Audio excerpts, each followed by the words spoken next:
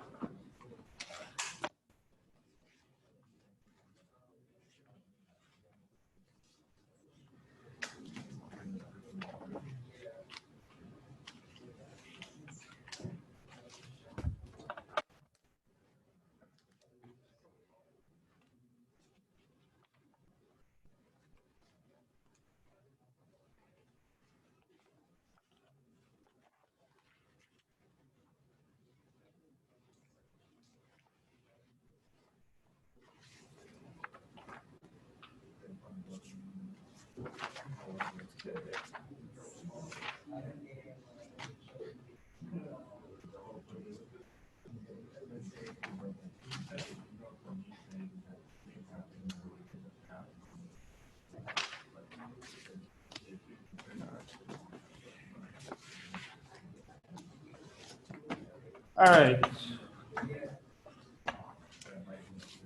So sorry getting a few minutes late here started, but so, yes, before we get going, are there any questions people have? Anything that covered? Any problems that they've been working on?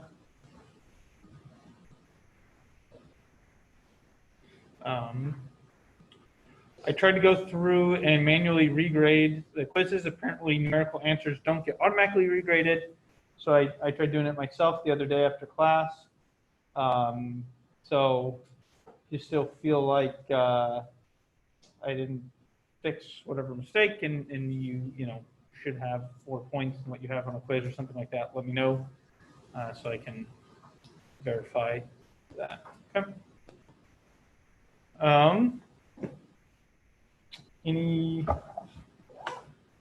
So I'll look real quick to make sure I have this right side up. Yeah, all right, good. Okay, so I'm going to start off with a couple of these review questions. And I think what I'm going to do is kind of the pace we're on right now, what we would potentially be doing next week is starting to talk about entropy before the first exam, even though we won't really have entropy on that first exam. And so in order to kind of, since we have the time and don't need to start talking about entropy, say next week, or maybe 2 weeks, I forget. So I'm going to look at the schedule here, remind myself. So sort of in 2 weeks, right? Yeah, so next week we would potentially start talking about entropy, and then on the 28th is the first exam, right? And so, yeah, we don't really need to be doing that. We'll probably get through topics, topic 11 by Wednesday next week, even if today I don't start talking more about enthalpy. And instead, what I'm going to do is we'll do some of these review things, and we're just going to spend the day today doing a lot more example problems and things like that in class. And again, and I'm more than happy to go over questions. If you have questions related with get online quizzes or homework, or just general questions so far in the class, I'm happy to do that. But I think that's kind of what we'll spend the day today doing, right? Because we've covered a lot of different things so far, covered a number of different equations and other things. And so I want us to kind of just take the time to review some of this stuff. Because the lecture that's set up for today and the next couple of days before the exam, those are going to be talking about instances where we have chemical reactions or special kind of cases and things like that, that go beyond kind of a lot of the examples that we've been doing with compressions and expansions of ideal gases. So I'm going to kind of use today to review a little bit more of expansion compression of ideal gases, and we'll get going more on Friday, continuing on with enthalpy for chemical reactions and things of that nature. And then starting next week, on Monday, we'll talk about changes in internal energy and inexact differentials, as well as then Wednesday doing the relationship between CP and CV. And finally, then Friday next week, we'll review everything again for the exam that will be on the following Monday. Okay. So yeah, so questions kind of about that timeline, of outline, next few weeks. Right, I forget in what classes I have people with ODS accommodations, but if you have any ODS accommodations, make sure to schedule that exam with the testing center. I think if you're online, they are able to do that as well, but if not, we can work something out. Not in the testing center, just send me an email. But yeah. And I am working on finishing up grading the homeworks. You'll get them back this week, which I guess means Friday, since you got them back today. So,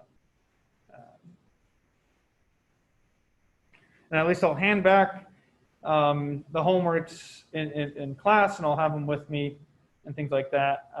But for those who submitted homeworks online, I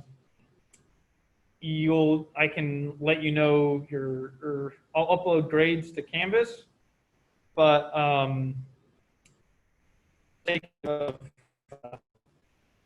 to print out a bunch of paper and waste a bunch of ink. I don't really print out online submitted homeworks and then grade those and things like that in that way. So you won't have anything to be handed back, but yeah, I can always talk to you about things and whatnot. And you can always look at your answers and compare those with the answers that are already online on Canvas to kind of see where you potentially miss points. And we can go over it more in detail if you ever have questions. All right. So first set of questions here, just some reviews, right? How would I calculate the heat transferred in a calorimeter with the calorimetry constant of C? Right. Think about that. Think about if a bomb calorimeter is constant volume or a constant pressure calorimeter. And then how are delta U and Q related for constant volume conditions?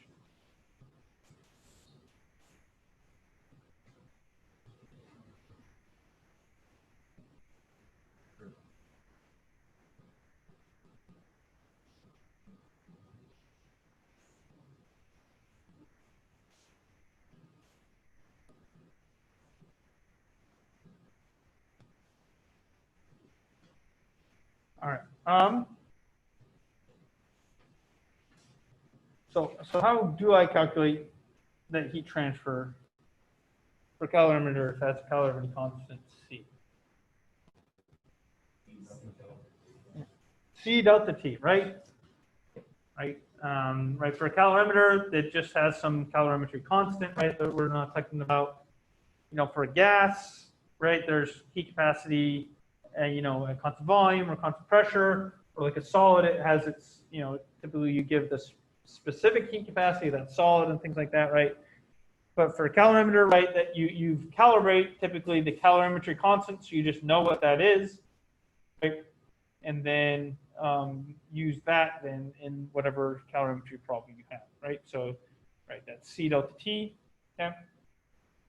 A bomb calorimeter is a constant volume or constant pressure? It's a constant volume calorimeter, right? So if you see a problem using bomb calorimeter, that tells you it's a constant volume system. And then under constant volume, what's the relationship between delta U and Q? They are equal to each other. Exactly. Right.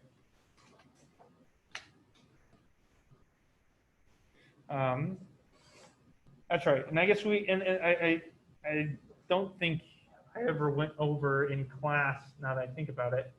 Actually, I might even forgot to put that in some sort of video online, right? But like a flame calorimeter, right? There are constant pressure calorimeters out there, right? An example of those is what's called a flame calorimeter, be a constant pressure system. But yeah. Typically, things are done in something like a bomb calorimeter where it's constant volume type system. It's a lot easier to have an adiabatic container under constant volume conditions than under constant pressure conditions. So, all right. Questions about this?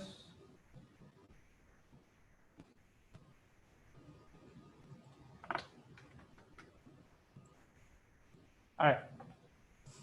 I expand a gas under some conditions. How do I calculate delta H and delta U? It's going to be A. It's going to be B. It's going to be C. D.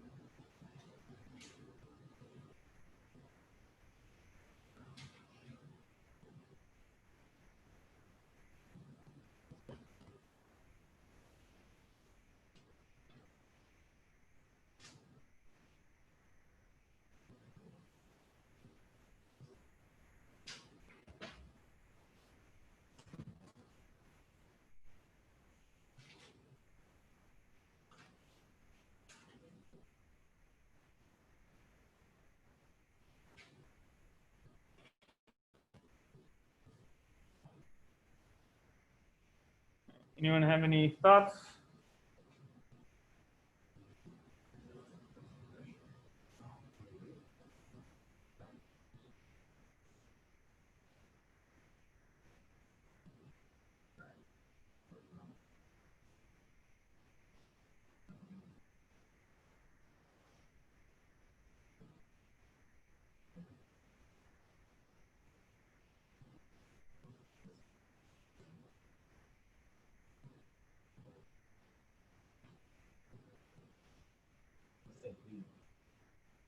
All right, people saying B here, right? Right, so delta H and delta U, right? So I haven't hammered this point home enough, it seems, right? U and H are state functions, right? A reminder, right? A state function means it does not depend on the path as to how you can calculate the change, right? The change does not depend on how you did it, just what are the initial and final states, right? That's why, you know, in chemistry, when you think about the enthalpy change of a chemical reaction, right? We just care about what is the enthalpy of the reactants and the enthalpy of products, right? We don't care about the enthalpy of the transition state or an intermediate or anything else like that, right? Just care about the enthalpy of the reactants, enthalpy of the products, right? The initial and final states, right? And so here, I know I'm expanding an ideal gas, okay, right? So if I'm expanding an ideal gas, right, there's no chemical reactions taking place, no phase changes, right? So right, this equation here in A, the delta H equals delta U plus RT delta NG, right? That requires a chemical reaction or phase change, occurring at a constant temperature, right? This equation, and not even that case because it should be a negative external, right? So that equation just doesn't work, right? But B here, right? CV delta T and CP delta T for delta U and delta H, we can always use that, okay? Those two equations are always valid to use to calculate delta U and delta H for an expansion or compression of an ideal gas, right? The only time you wouldn't is if you're explicitly told, like the example we did on Monday, that CP depends on temperature, and this is how it depends on temperature, right? And then you got to integrate CP from the initial and final temperature, right? But you know, 90% of the time or more, right? And the problem just has a constant heat capacity, and so we use CV delta T or CP delta T. Okay. And again, I have this question up here like this, emphasize, right? No matter what problem we're presented, right? For expansions, compressions of ideal gases, let me go ahead and make new slide.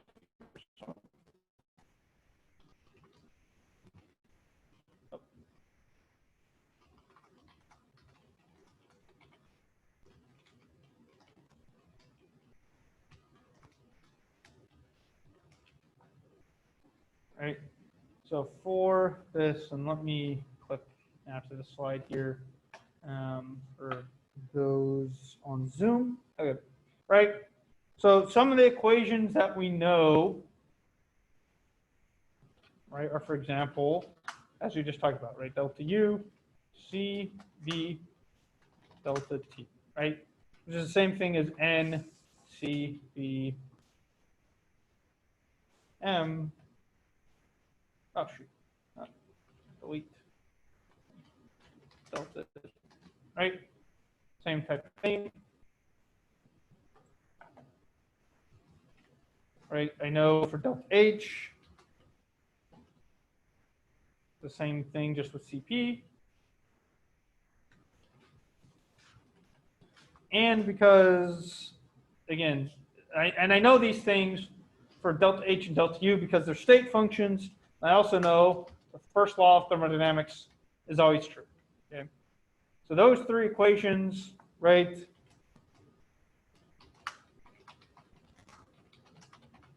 Right, I know these three equations always work, right? For and while it might seem specific, right? Compression, expansion of an ideal gas, right? A very percentage of types of problems that we're interested in, okay? Because even if you're not talking about an ideal gas and talking about a real gas, the deviation from these values of these equations, at least the first two, are very, very minimal, right? And the deviation, if your heat capacity is not constant, isn't very large for those equations. And again, to get that, you're just doing an integral of CP dt, right, instead. But, right? So for all of these problems, whenever we're talking about an ideal gas, expanding, compressing, these three equations I can write out every time. I don't even have to think about how it's being done. I can write these down as three relevant equations to potentially solve my problem. Okay? Right?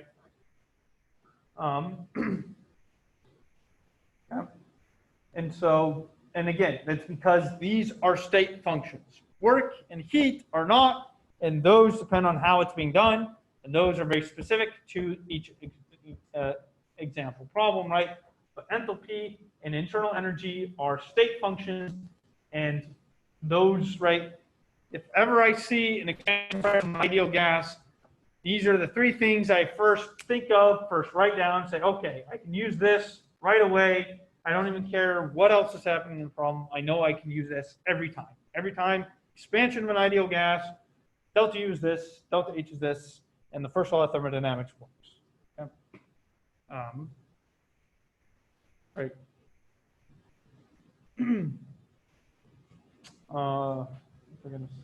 Another point here.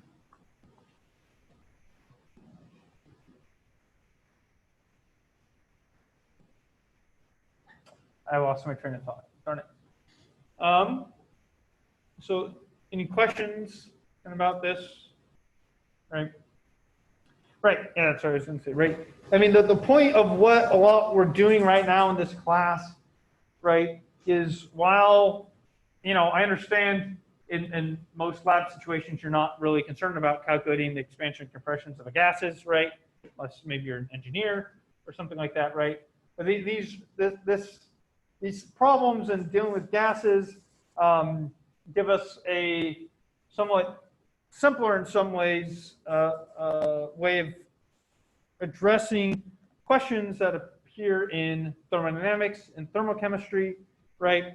And give us a way of trying to address these questions using some real simple set of equations, even if they maybe don't seem simple right now. They are, for an ideal gas, and so they are actually relatively simple compared to going beyond that, right?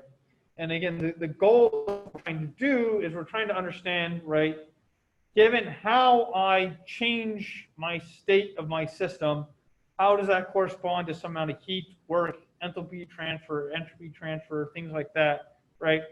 To understand things, right? Later on, we'll talk about entropy, and then we'll talk about Gibbs free energy, right? And we'll talk about spontaneity and trying to address, is this change spontaneous or not, right? Because we want to look at these things, right? Because in the real world, we want to be able to predict some of these things, right? I want to do some type of reaction, some type of thing in lab, in industry, right? And I want to understand how do these things work, right? Let's say you're trying to optimize a chemical reaction, right? Some gas phase reaction, okay? To produce some chemical at a very large scale, right? You want to be able to understand when this reaction is taking place, right? And there's changes in moles of gases. What does that correspond to? Some type of amount of work that can be done or things like that, right? Or even understanding, right, how I can get an efficient, we'll talk about efficiencies of heat engines and things like that, right? Generating electricity, right? How can I more efficiently generate electricity, and understand the thermodynamic processes that are going on to kind of tell us these things, right? So, right, it might not seem all that interesting or relevant, but there are real-world applications of a lot of these concepts and ideas that we are using here. Okay? So, all right. So, if I have a chemical reaction involving ideal gases, what is the relationship between delta U and delta H?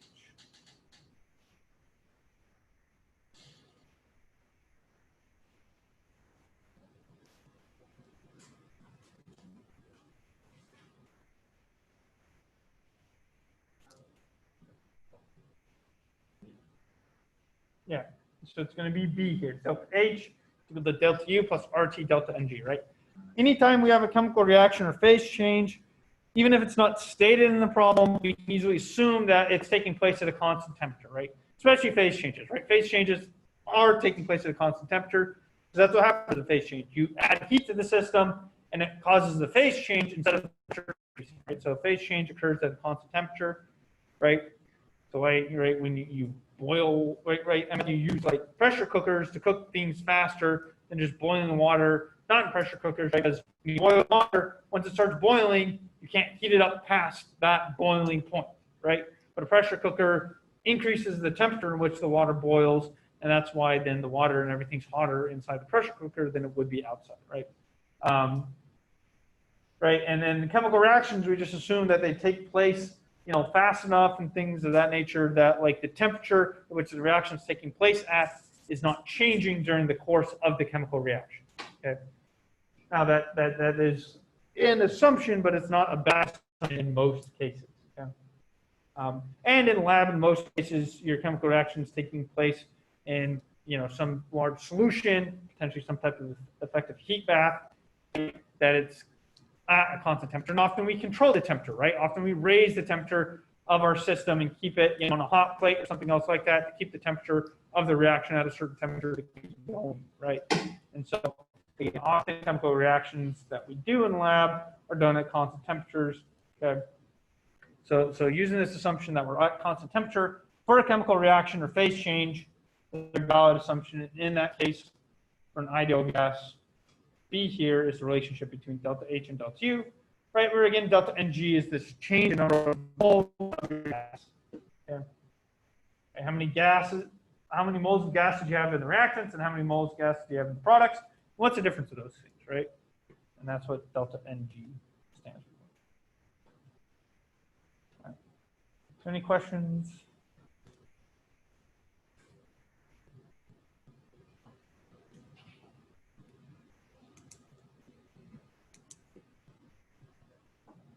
All right. So I think that if we're kind of some of the review questions, right? So we're not going to talk about enthalpy of reactions here, right? Instead, we're just going to do more kind of example problems about things that we've talked about so far. So if anyone has anything they have questions about what they have seen so far in terms of quizzes or homeworks or questions in class, right? That they'd like to ask about. And again, it could be example questions, could be concepts, whatever, right? But I just kind of want to, since we have the time in class and we've been going for fairly quickly through things, I want to try to take this time to help anyone who feels like they need to take a breath and catch up with stuff to be able to do so. Yeah. So like the virial coefficients and van der Waals coefficients, Mm-hmm. what do they mean? Yeah. So van der Waals coefficients, right? Here, this I'll do. Be faster for me to just write it out, right? So I'll just write things out for this. So for the we have our ideal gas, right? Equation state PV equals nRT. For a virial gas, okay, you can think of the equation state as just PV equals nRT Z, or Z is your compression factor, right? Z, right, is then defined as PV over nRT, or Z is the molar volume of your real gas over the molar volume of an ideal gas, right? And then for the equation state of a virial gas, since Z is not a constant, we'll often expand it as a series, right, of, in terms of, say, pressure, so on and so forth, or in terms of molar volume.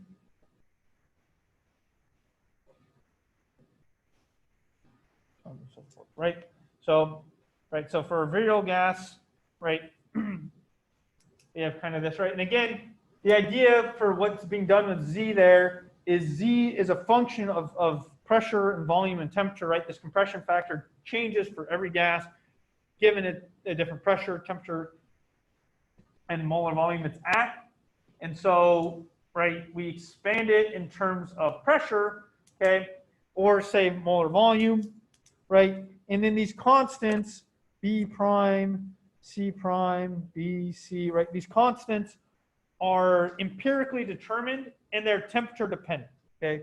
So all of these guys, right, depend on temperature, okay? So B prime, C prime, B, T, C, right? These are temperature dependent values, right? Now they might not vary significantly with temperature, right? But they are technically temperature dependent, right? And again, they're just empirical constants that are measured in lab, right? For example, you can get, say, B prime, right? One of the homework problems is related with this, right? Where, right, the slope of your compression factor, respect to pressure, and the limit of P going to 0, right? This slope then becomes dz dp, just becomes B prime, okay? And so, like, if you plot then your, your compression factor of your gas as pressure is going to zero, right? Whatever that slope is, right? That's how you'd back out, say, what B prime is, okay? To do that. And so there are different ways to extract these constants experimentally, okay? Looking at these things under certain pressure and molar volume conditions and trying to fit to, certain things, right? Say trying to fit your compression factor Z as you change the pressure and keep the temperature constant, right? And things of that nature. But yeah, they're just purely empirical constants, have no physical meaning to them, right? While for the Van der Waals equation of state, right, nRT over B minus NB minus AN squared over V squared, right? In this case, right, B is related to excluded volume, right? How much volume does your gas take up on its own, right? I have some, right, the amount of volume that helium takes up is very different than the amount of volume like krypton takes up, right? Xenon, right?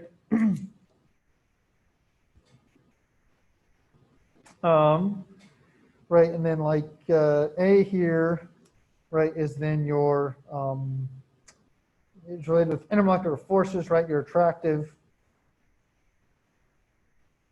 interactions. Okay, right, so so for the Van der Waals equation of state, right, I guess I didn't say that, right, Van der Waals, BDW, right, Van der Waals equation of state, right, right, that's what it's given as, right, and that has explicit kind of physical meaning to its constants. But again, those constants A and B are determined experimentally. Even though they do have physical meaning, they still need to be determined experimentally. They don't have like a derived value. Often how they're found is by, right, we derived online and showed in class the values of the critical temperature and pressure and things like that, the gas, right? Which again, it is, if often we think of critical temperature, right? That critical point between a solid, liquid, right, or gas, liquid phase boundary, right? That critical point, right? The critical temperature in which that occurs at, okay? That critical temperature is related with these values of A and B and the volume which occurs at, things like that. So there are ways to back out the A and B constants using things like measuring the critical point of a substance and things of that nature for a Van der Waals gas or Van der Waals equation state. But yeah, but those are kind of the meanings of these equation states, right? Their interpretations and where we get some of this information. Does that kind of answer your question, or did I go off a tangent completely unrelated?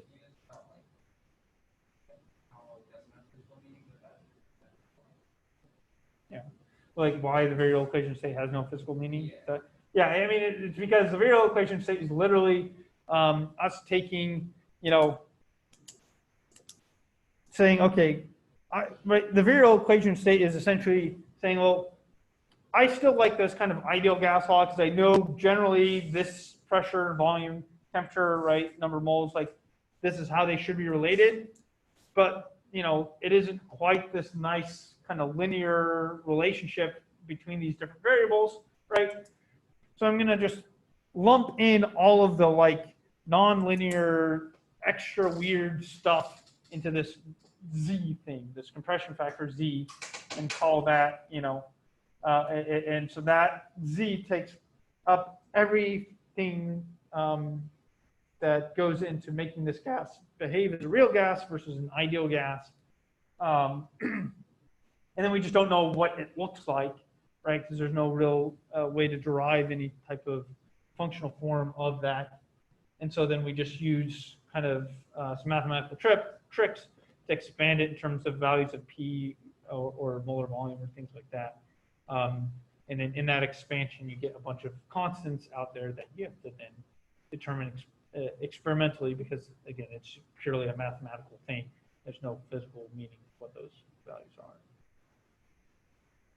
I think in the book, like A had units of like decimeters, what does that really mean? Oh yeah, so a decimeter cubed is a liter. I don't know why they have it. So the units of A, right? So A here, right, based off of this equation. I don't want to zoom out here. Like, a lot, right? Based off of this equation, right? A here, right? So it has to have like I have to have pressure units, right? Because this is like pressure equals something minus something. These have to have overall units of pressure. These two things, right? And so the units of A, right, have to be atmospheres, and then over moles squared, and then liters squared, right? So that the liter squared cancels out with the liters from the volume squared here, and the over mole squared cancel out with the moles here, right?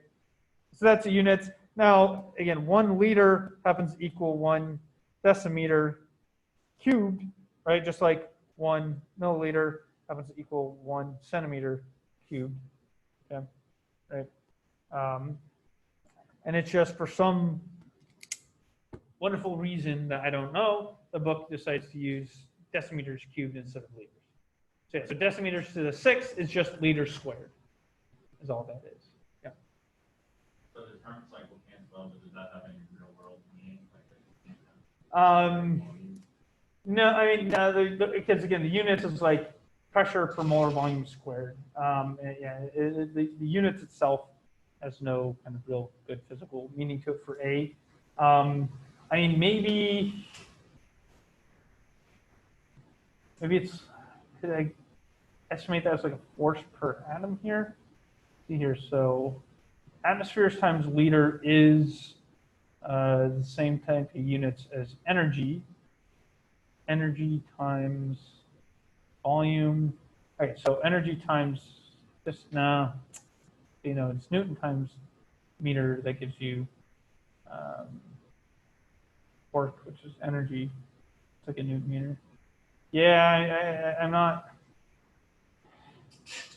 Yeah, I'm trying to extract out some type of meaning to it based off of the units, and it's not so easy. Yeah, the units are more just what they need to be to make them work out in the equation than have a real physical meaning.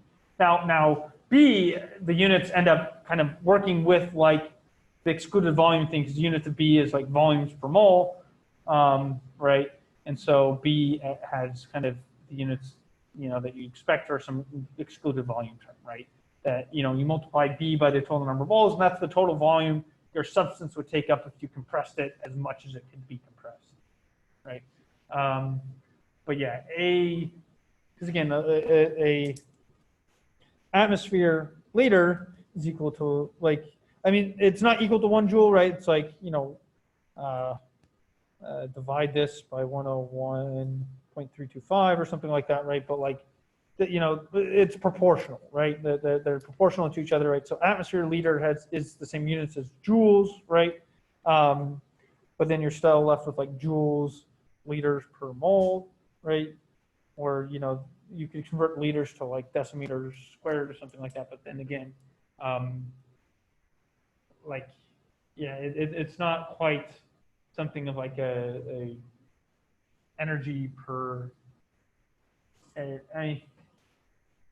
I guess I could try to think of it as like some energy per volume, or like, it's not per volume, it's energy times volume. Yeah, no.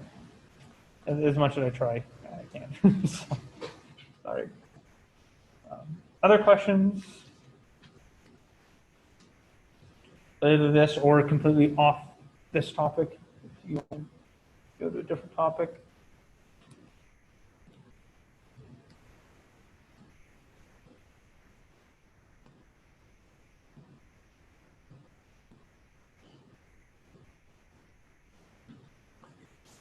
All right. So why don't let's first do something here. So let's,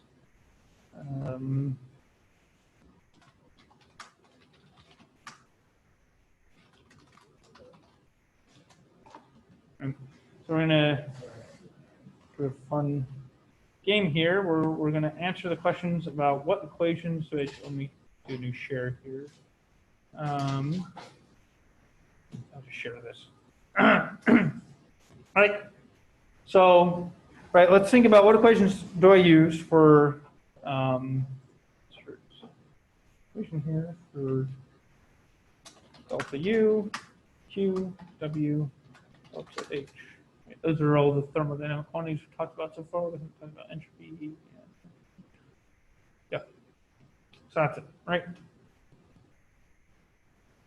So what equations do I use for those guys when well, let's think about when, right? So let's say I expand a gas into a vacuum. Spell that right?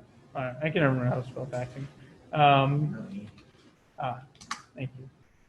Like, I thought it was close. I remember it was like the two U's and all that. But yeah. There you go. Vacuum at constant. All right. So I expand a gas into a vacuum at constant T. Right. So I'm gonna do something here. Oh, shoot. Nope. What? I gotta hit copy.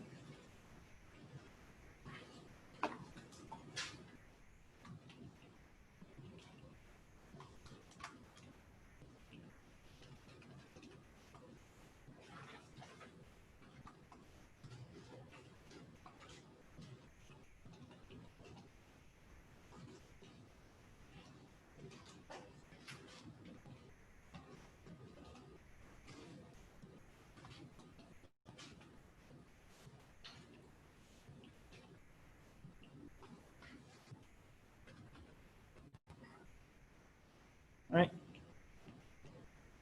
And so, right, again, like I'm not going to worry about right values and things like that right now. Plugging in, right. I want us to do a lot of examples here. We're going to, do the same type of thing, right, where we just think about what relationships do we know, what equations can I use, right, right, to calculate these potential things. Okay? Right, what are the set of equations I need to set up, right?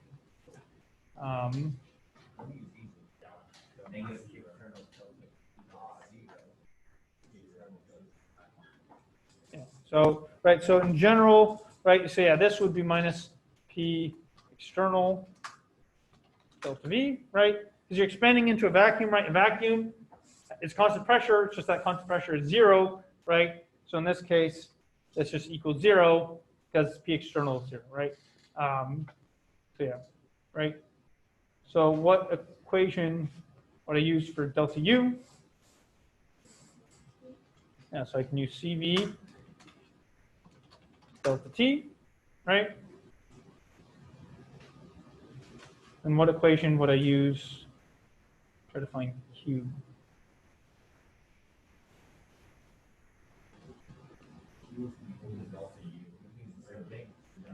Yeah. So often how we would get Q is delta U minus W basically. Right? You use your first law of thermodynamics, right? We always know delta U is equal to Q plus W. So often heat is calculated using kind of delta U minus W. Okay? Because we don't have a direct, except for like, right, if you do a constant volume process, then we know what Q is, because, I mean, it equals delta U, which is CV delta T, right? And then if we know it's constant pressure at mechanical equilibrium for an ideal gas, then Q would equal delta H, which is CP delta T, right? So like those two specific cases, we know. But if it's constant pressure, not mechanical equilibrium, I have no idea how to calculate Q, okay? Right? If it's right constant temperature, right, I don't know how to calculate Q, right? Like by itself, like some form, right? If it's adiabatic, Q is 0, right? But yeah, so often Q, the way I think about trying to calculate heat transfer is using our first law of thermodynamics, right? This is just from the first law of thermodynamics here, right? Delta U equals Q plus W. Okay? And then delta H, yeah. Why are we using delta T if T is constant? Well, so it's constant T, so then what does that tell us? Is equal to 0. And delta H is equal to 0 for this problem, right? And so in which case Q is equal to 0. So for this specific problem of expanding an ideal gas into a vacuum at constant temperature, every single change is 0. Okay? That we've talked about so far. Now we will talk about entropy. Entropy is not 0, and the fact that the entropy change is not 0 is why this is a spontaneous process. Okay? But yeah, but technically, no heat is transferred, no work is done, no internal energy change happens, no enthalpy change happens. Okay? Right? It doesn't take any, right? Because it's right. Because I mean, you think about it, right? If you have this gas, right, in half of a container, you open up half the container, it's able to expand into the other half, right? The gas is just bouncing around with some kinetic energy, right? It's an ideal gas, it just has kinetic energy. Well, now it can just bounce around in the other half of that container, right? And its energy has not changed at all by bouncing around the other container, right? The pressure and volume of the gas has changed, right? I've increased the volume, so I'll decrease the pressure, right? That decrease in pressure is associated with the fact that my gas is moving at the same rate, so the number of collisions with the wall, right, is decreased, right? Because now I have more volume, so I have more space to travel between colliding with the walls again, right? And it's those collisions with the wall that exert the pressure from that gas, right? And so this increase in volume has decreased my pressure, right? Because, and the pressure is decreased with the increase in volume because my kinetic energy of the gas has stayed the same because I'm doing this at constant temperature, okay? Right? For an ideal gas, right, the temperature is a direct measure of its kinetic energy, right? So if the temperature is constant, its kinetic energy is constant, right? So the velocity of these particles that they're moving at is unchanging when I open up this container. And so it's not doing any work because it doesn't have to move things out of the way to get into this new thing, right? And it's not losing any kinetic energy, right? And so there's no heat transferred as well and such. Okay?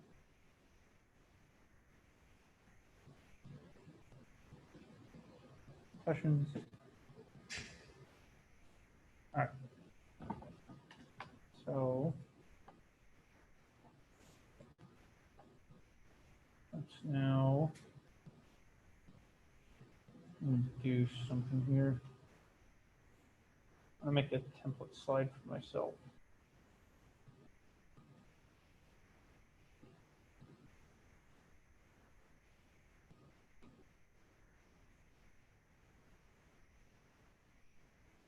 All right. So I'm just making that in a blank slide for myself later to use more of these problems. All right, so let's put nothing in, right? So let's do a constant volume of an ideal gas.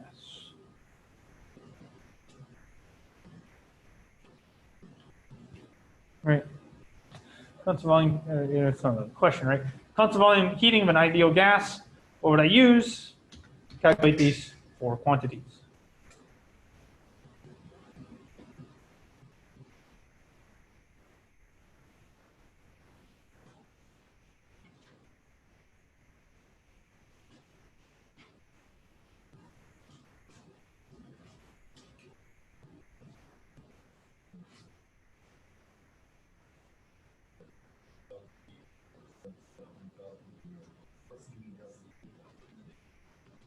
Mm-hmm.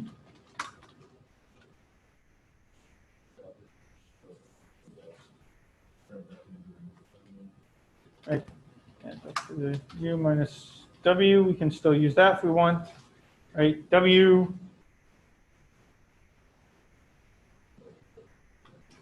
Zero, right?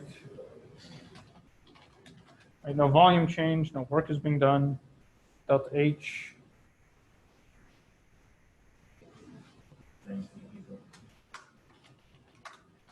Yep. Right. And so those are the equations I would need to use for this, right? Can we just assume what we given CV for a question like that? Yeah, so I mean, so yeah, I'm not giving you the numbers here, but yeah, so in a problem, you will be told, right, the heat capacities and things like that. Now, on the exam, you're given a table, like at the front of the exam, and we'll talk about this Friday next week. On the front of the exam, you'll be given like a table of heat capacities and things like that. And so, like, if the problem doesn't explicitly say what the heat capacity is for that gas that's, you know, some value or treated as a monatomic ideal gas or something like that, then that heat capacity is one that you'll have to look up in the table at the front of the exam. But yeah, otherwise, in homework problems, I should, and I've known to have forgotten it before, give the heat capacities in every problem. Actually, I'll double check that for this second homework that was listed. Because sometimes I like just assume it's the heat capacity of a monatomic ideal gas, which is C 3/2 R for CV, or CP is 5/2 R for monatomic ideal gas, without explicitly stating that in homework problems.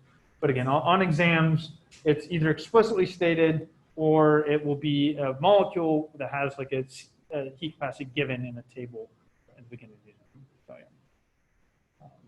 Yeah, you definitely don't have to memorize these things. Like the 3/2 R and 5/2 R is the same for every one. Yeah, for monatomic ideal gas, it's 3/2 R, 5/2 R. And that's just because for a monatomic ideal gas, its internal energy is 3/2 RT. Right? Because I mean, that's from like equipartition theorem, something like that. I don't know if in physics they ever talked about that. But essentially, for every kind of degree of motion, you have like 1/2 kT worth of energy. So for a monatomic ideal gas, it literally just has kinetic energy and it can move in the x, y, or z direction to get 3/2 kT, right? And so, yeah, that's why it's kind of the same for every monatomic gas. But again, that's not something you need to necessarily memorize or whatever. But yeah. Okay. All right. Let's take our template slide here. Let's talk about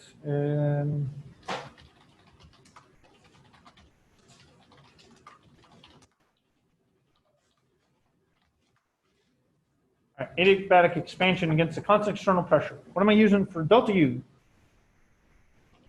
CV delta T. Right? Is at least one of the things we can use, right?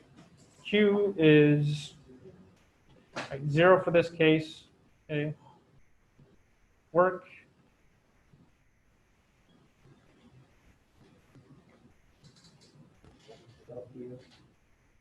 Yeah, work is equal to delta U. It's also equal to what? Yeah. Yeah, so it is equal to CV delta T, but it's also equal to minus P external delta V, right? And this relationship here of delta U equaling work here for this adiabatic expansion is how, potentially given a change in volume, you're able to calculate the change in temperature for that process, right? If you're not given the change in temperature, you can use the fact that work is equal to delta U in order to get the fact that, you know, the change in temperature will be some number based off of what the amount of work that's done given a change in volume, right? And then delta H,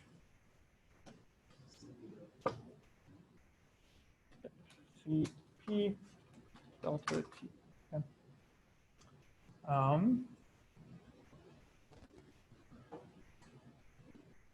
right, let me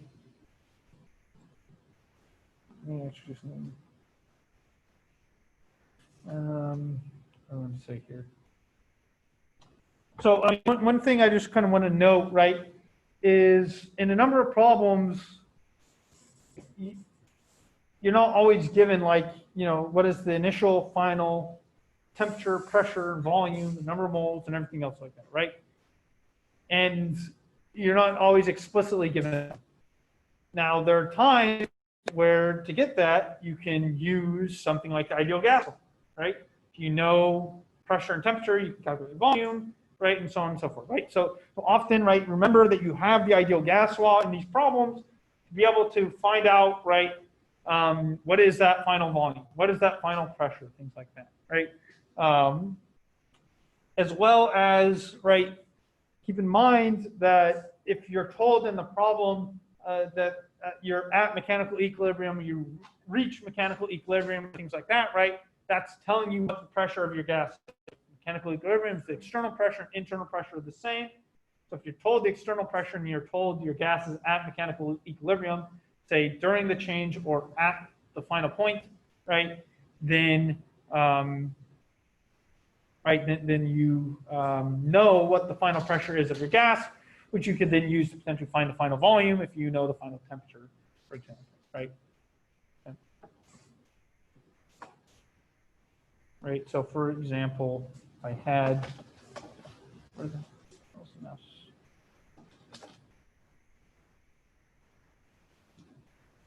What? There it is. Like some extremely old man now. I couldn't find the mouse. You need to like turn on the setting where it blows up to like half the size of the screen when you shake it around, right? All right. All right, so let's say we have a, what's that one? Yeah, all right, so constant pressure expansion.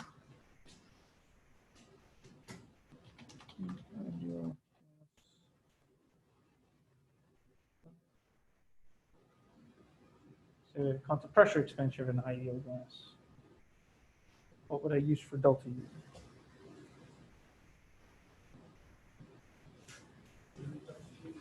Yep. Right? Q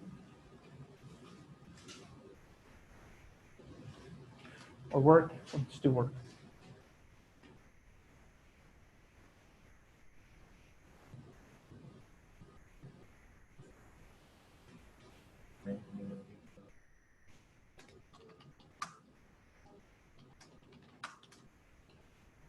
Enthalpy.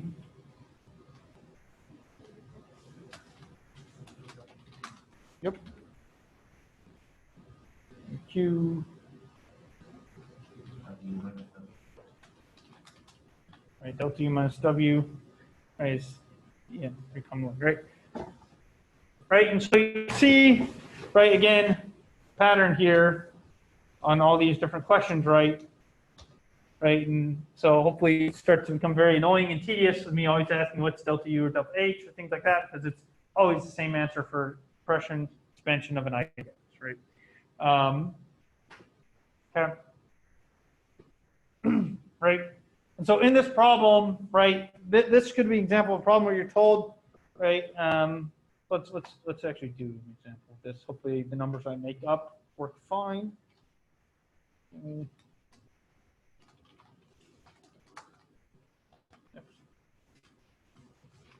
Right, so let's see here.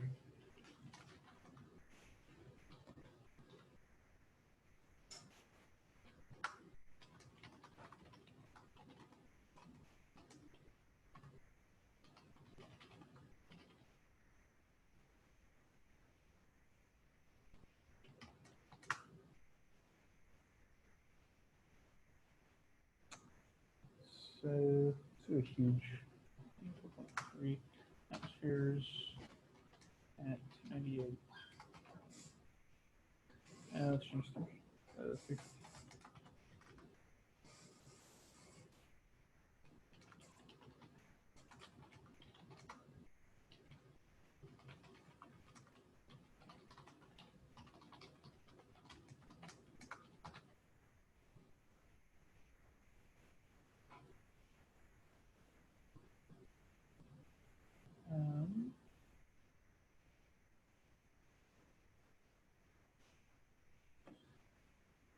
Shoot. What do I want to give?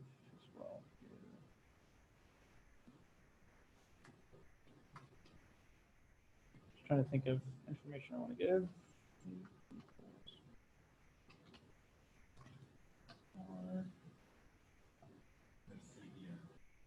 CBM. Yeah, no, I mean, I should be writing that. Like when, yeah, I do apologize that I'm often lazy, that I think of CVM, right, as just CV or something like that, but that's, I should be saying the molar heat capacity constant volume is 3/2 R, right? CVM, right, the molar version. So thank you for catching that. I should be better at that, I guess. Cheers.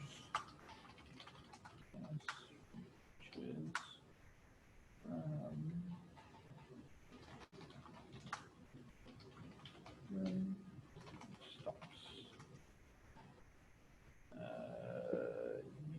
One minute. It's not constant pressure, but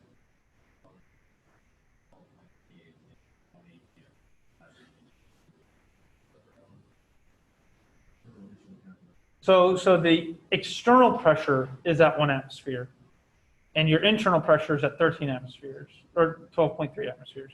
So your internal pressure, right, decreases as this thing expands until it reaches the pressure of the constant external pressure, which is 1 atmosphere, right?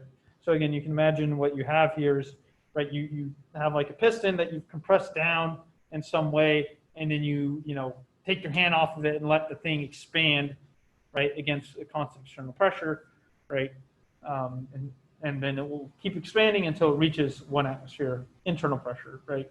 And in which case it will stop.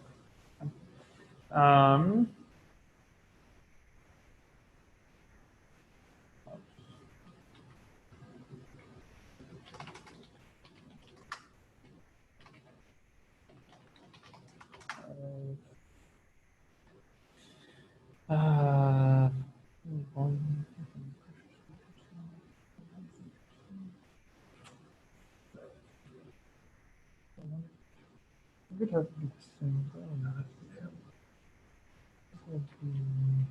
cools off during the process. All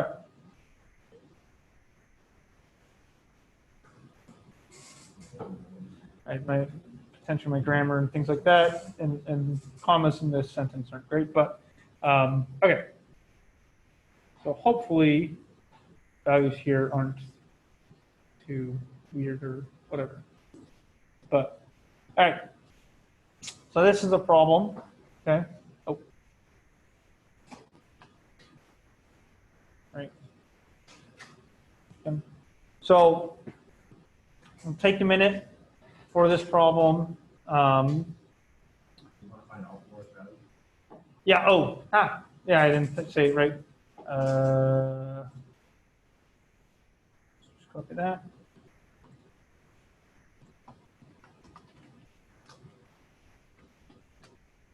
What are those things?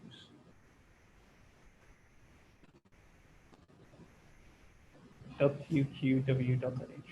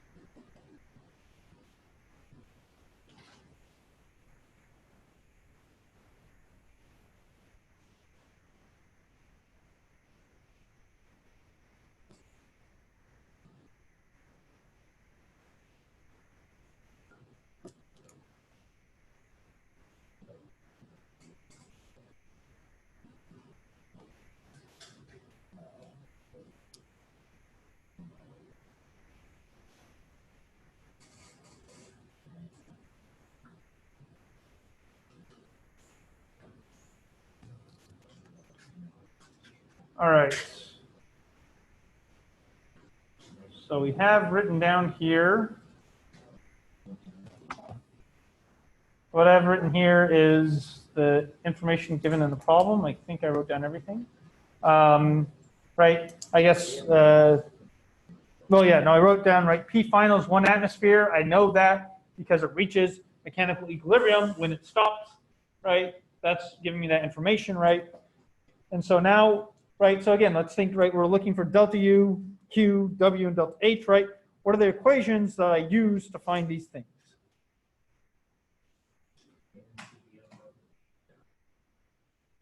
Right, so yeah, so, and I could do CV delta T, just know that, right, CV is equal to N times CVM, right?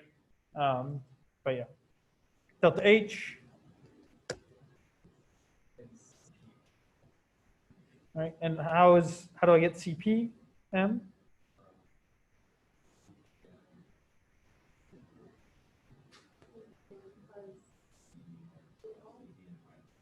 CVM plus R. So CPM is equal to CVM plus R. This is for an ideal gas. Okay. So an ideal gas, whether it's monatomic or not, every ideal gas, that's true. That CPM is equal to CVM plus R. Okay. So for example, in on exam, the table that's given, I think, is a bunch of constant pressure heat capacity, CPs, right? So in the problem, if you need to use CV, you need to take the CP from the table and subtract off R, assuming you're using it for an ideal gas, right? Yeah, so for any ideal gas, this relationship is true. Okay. All right, now how do I calculate work?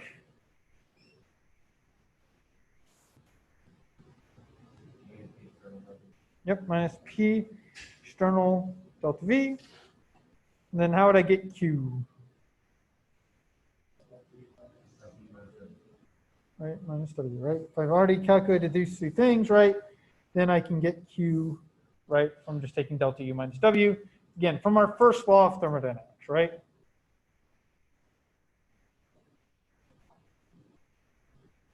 Okay. All right, so, right, if I look at these things, I'm given N, I'm got the heat capacities, and I got the change in temperatures. That's great, right? But work here, I don't have the volumes, right? And nowhere in the problem I told any volume. So how do I get the volume for work? Ideal gas law, right? PV equals nRT, right?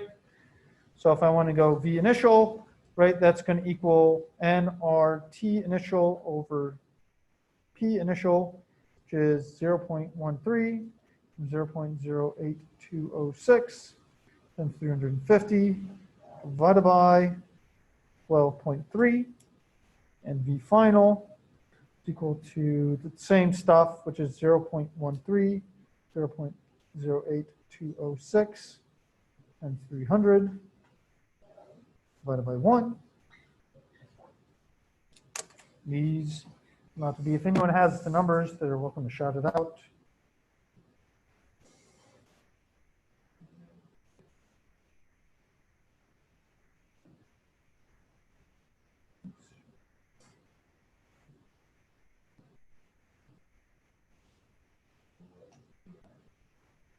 All right, so this is a volume of 0.30 liters, and this comes out to be,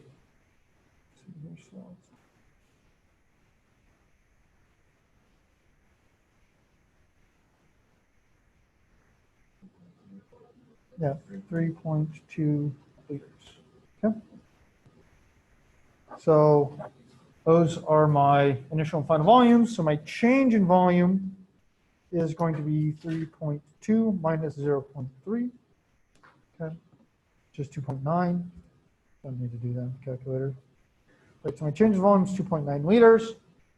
So then my work is minus 1 atmosphere times 2.9 liters times 101.325 joules per liter atmosphere, right?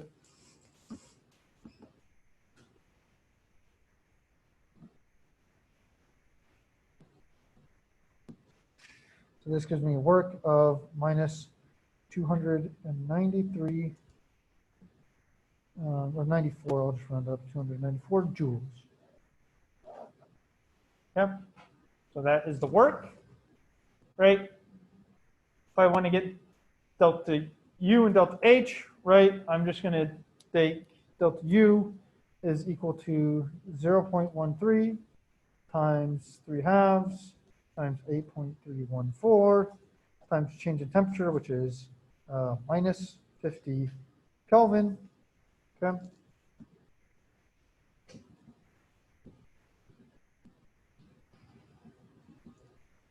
And that gives me, if I calculated this right, delta U is minus 81 joules.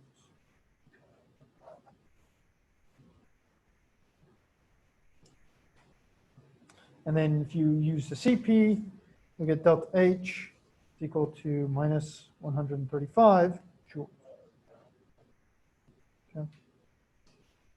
And so then finally Q, which is going to be delta U minus work, right? So 81. So it's going to be positive 213 joules. Okay. Right. Right, and as you see here, right, Q is not, I have that tilted, sorry. Oh, this is tilted, that's why. That's why it's been tilted the entire time. Right. Right, so Q, right, does not equal delta U or delta H, right? Because this expansion isn't done at mechanical equilibrium the entire time, right? So it's not equal to delta H, and it's not constant volume, so it's not equal to delta U, right? Just some completely different value. Okay. All right. So questions about this problem? Okay.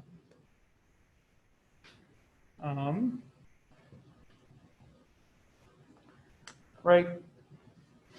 And so the other things that we've kind of talked about right now is basically, let's grab this guy, right, is for, say, a chemical reaction or something like that, right? Let's say I have point, I have, you know, I have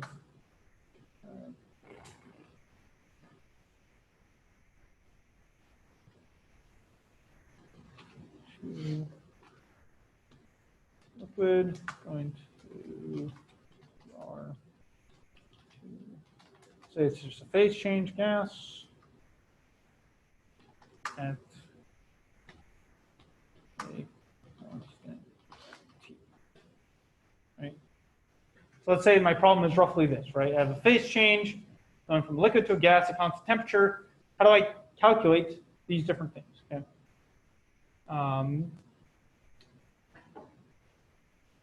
So we'll let's start off with work here.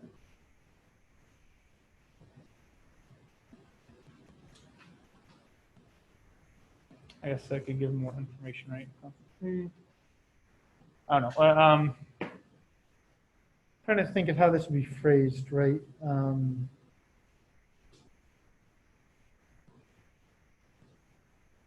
Right. Technically, I could, like, if I just said this, oops, if I just gave this information, right, I would already know that this phase change is taking place at a constant temperature, right? And I guess I could say it's at a constant pressure, right? Like somewhere in the problem, it would potentially say like in lab, like in an open container, or I don't know what, right? This thing's right. This thing exposed to atmosphere, or blah blah, you know, something.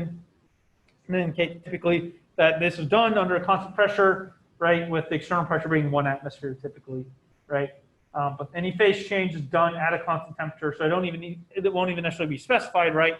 It might say at a specific temperature this phase change is occurring, right? which because you need to kind of know what temperature it might be occurring at. But yeah, okay. So how would I get Q for this?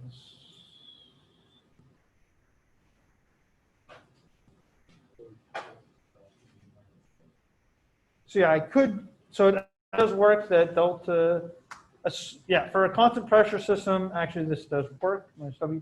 Well, actually this works no matter what.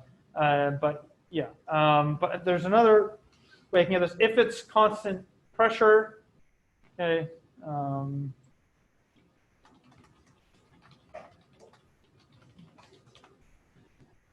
constant pressure at mechanical equilibrium, then what else do I know for Q?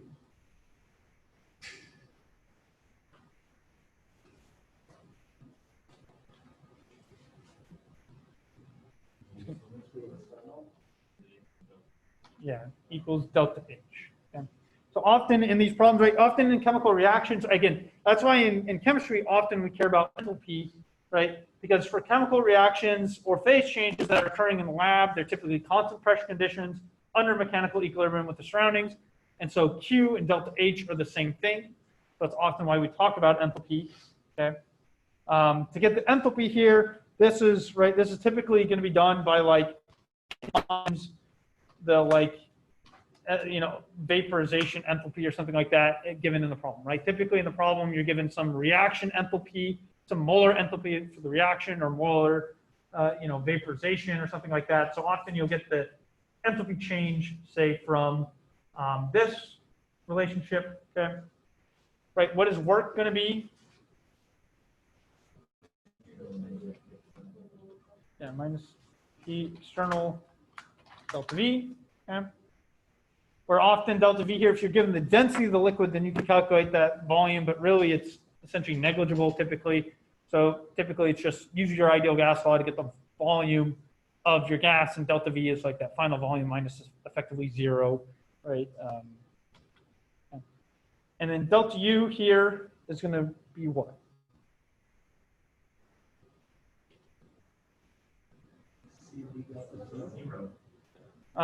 So yeah, so CV delta T works if I don't have a phase change or chemical reaction, right? So this, take a time, right? So here I'm putting minus here, right? Typically this was written as delta H equals delta U plus RT delta NG, right? So I just moved the RT delta NG on the other side to get delta U is delta H minus that, right? But this is how I would get this.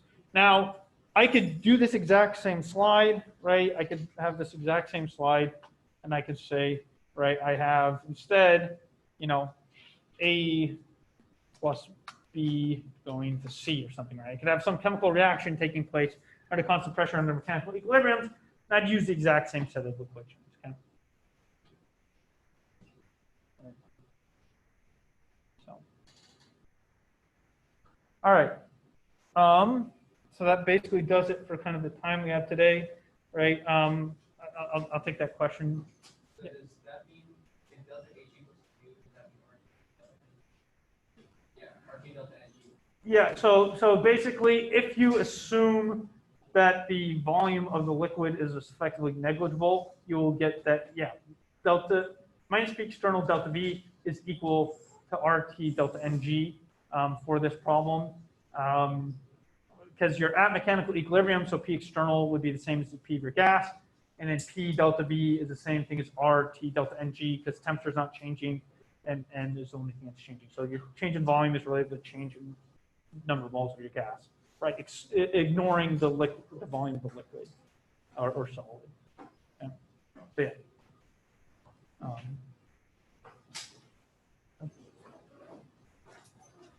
Okay.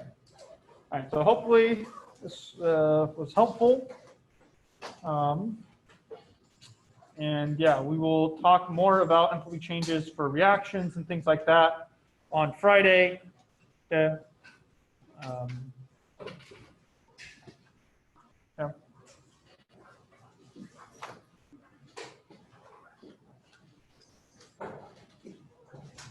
So if you turned in the homework in person, I'm not going to be scanning them and trying to upload each individual turn-in homeworks to hand them online. I'll have them with me. Like I said, I will put grades on Canvas so you can at least see your score on the homework. And then otherwise, I will have it with me in office and bring it in class. And we can always try to like talk about it over Zoom or something else like that if you don't want to come in and grab it. But yeah, I won't scan everyone's homework to then upload them online. So.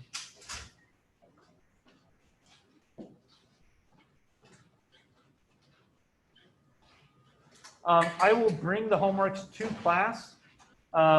Typically I just bring it like one day when I have them finished graded.